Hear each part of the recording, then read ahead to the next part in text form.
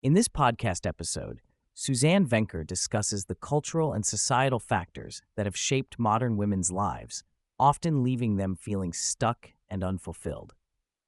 The conversation covers generational oversights in preparing women for relationships and family life, the impact of career-focused messaging, the differences between male and female desires, and the challenges women face balancing professional ambitions with motherhood and marriage. Suzanne also explores the complexities of dating, attachment, daycare, and the sometimes unspoken sacrifices and realities of modern family life. Suzanne opens by addressing the apology she dedicated to a generation of women who have been misled. She attributes this oversight primarily to the boomer generation and somewhat to Gen X, where women were encouraged to pursue careers as men do, with an emphasis on equality defined as sameness. The focus was on career success with minimal discussion about how marriage and motherhood would fit into this equation. This lack of nuanced guidance has led many women, typically around age 30, to feel stuck and conflicted as their priorities shift towards family and children.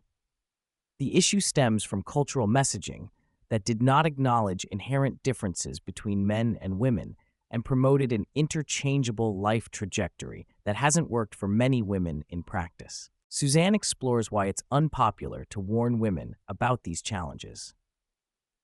The political goal of achieving gender equality often translates into insisting men and women are the same and should live identical lives. However, this overlooks fundamental human desires and differences between genders. By insisting on sameness, society has implicitly denigrated traditional female roles, pushing women to measure their worth by their ability to play traditionally male roles.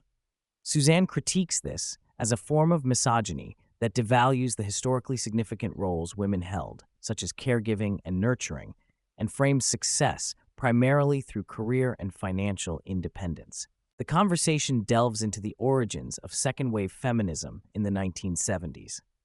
Suzanne notes that much of the loudest feminist discourse came from a small group of women, many with personal histories of trauma or dysfunctional family experiences, which shaped their negative views on marriage and family.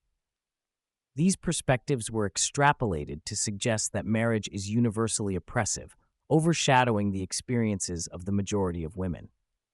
Over decades, feminism has been subsumed into the cultural fabric, so its core messages are no longer openly debated. The prevailing expectation is that women must work outside the home, and any deviation is seen as counterculture or oppression. This has left many women feeling conned into a single-dimensional life focused on career at the expense of family.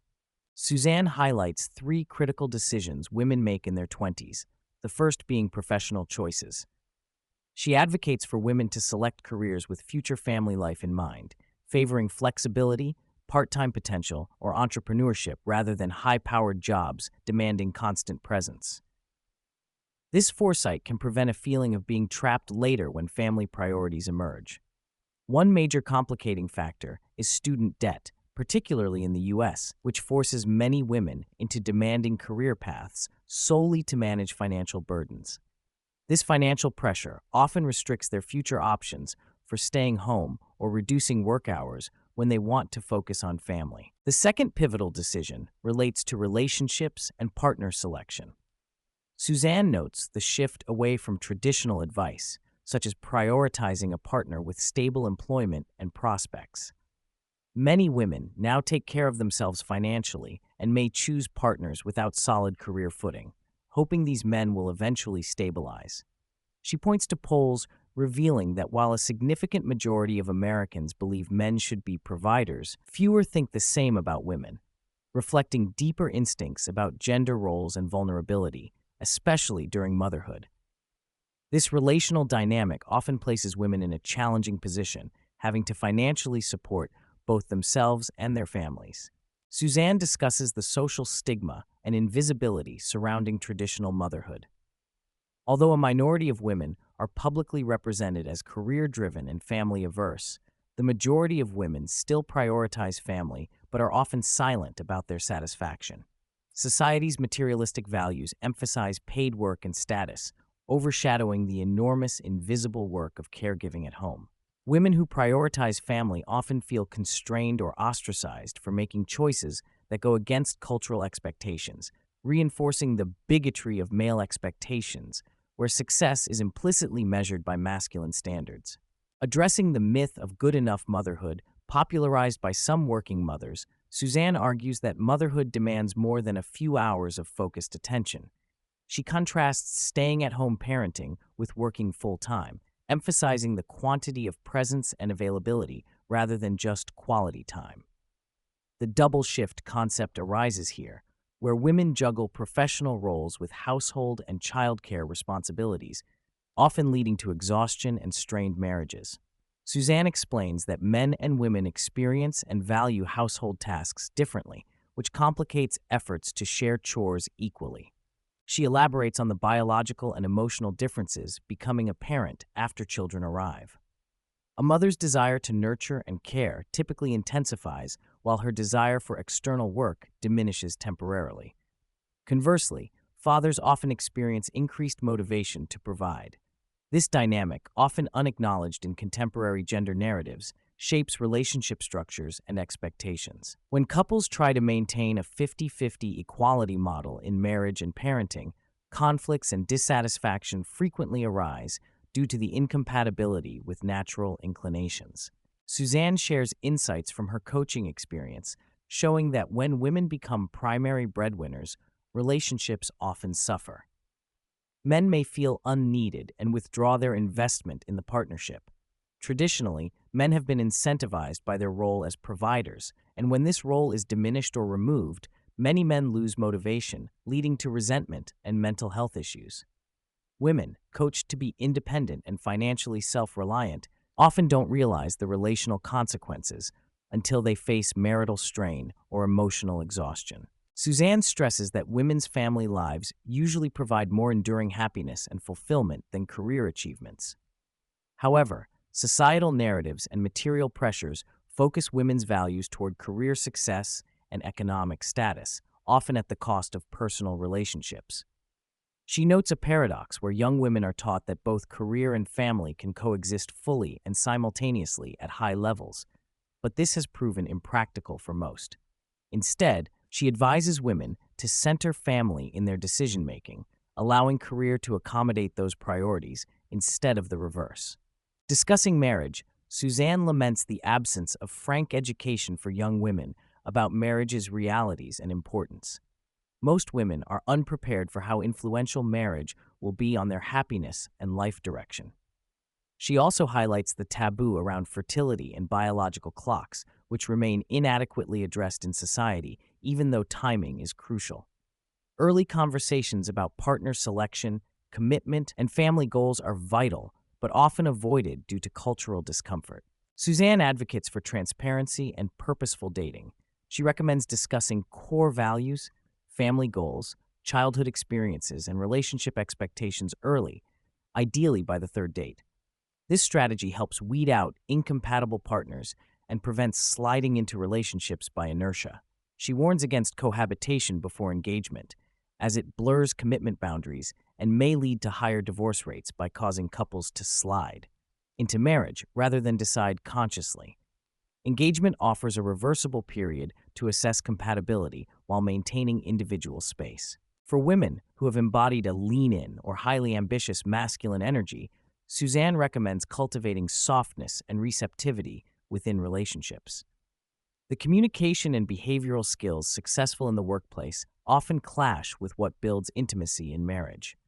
She explains that men typically do not desire constant challenge or contest, especially from their partners, but seek more yin qualities to complement their masculine roles. This shift in demeanor can promote harmony and satisfaction in romantic relationships. Suzanne dispels myths about the prohibitive cost of raising children, especially in early years. She argues that while raising children does require financial planning and sacrifice, it does not demand lavish spending, multiple vacations, private schooling, or spacious homes.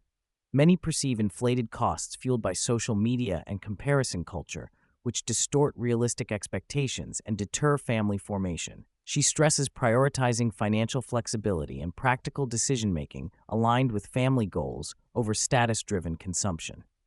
Social media exacerbates dissatisfaction and unrealistic expectations by showcasing curated lifestyles, often emphasizing material success and career achievements while sidelining family life.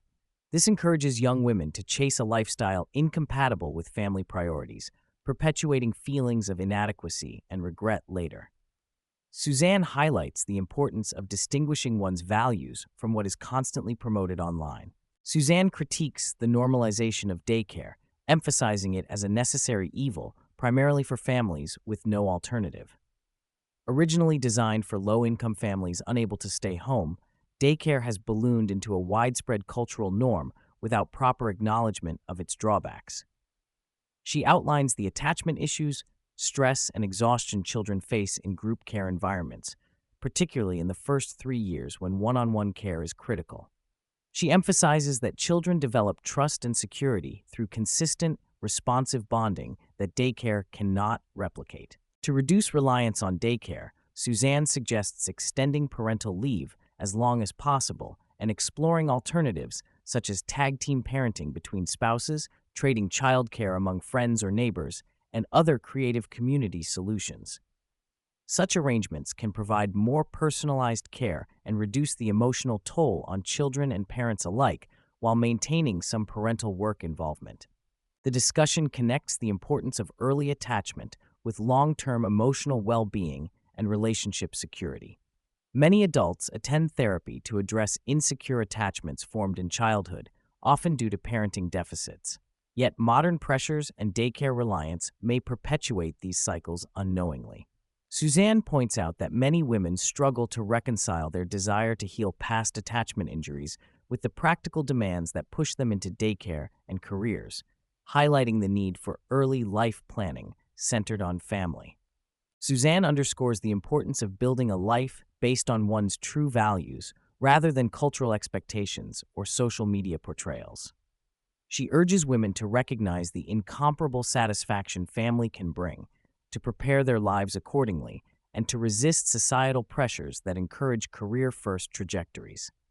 This requires courage, countercultural thinking, and strategic planning from early adulthood. Listeners are invited to follow Suzanne Venker's work primarily on her website and Substack, where she continues to write and share insights challenging prevailing cultural narratives around gender, family, and success.